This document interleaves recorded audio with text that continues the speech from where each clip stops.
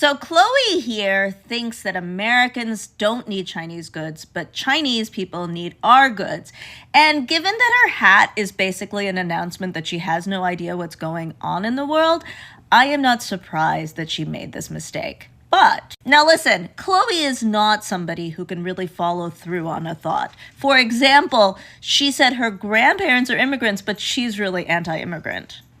But for this hat, Chloe, I'm assuming it's the one from Conviction, which I know is because Jesus was convicted and died on the cross for you, so that you can have no actual convictions other than saying you were born again, right? Because if you had convictions, you would follow through on all the other things that were in the Bible. But that's neither here nor there on the issue of where these hats were made. Notice it says that it's operated in the USA. This is a perfect way to obfuscate the point about where this hat was made, especially for an audience that has been taught not to question. The US makes very few baseball caps. One of the few purveyors is AmeriCap.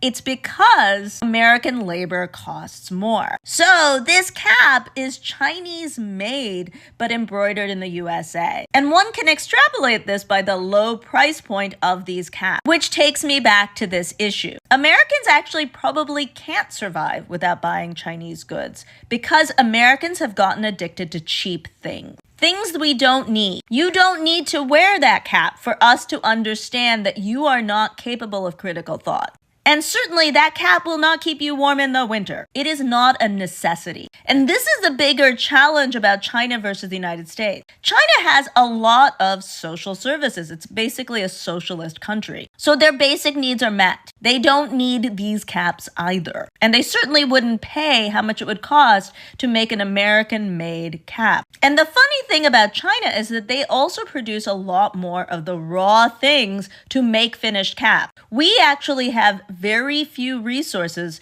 to make all of the things. Textile manufacturers, sewing machine manufacturers, and in many places in the United States, not even electricity. We have to get that from Canada. In other words, this cap is a sham of a made in the USA. Just like you, recent immigrants to the United States are a scam to what is America, pretending you are better than other people while in fact being worse.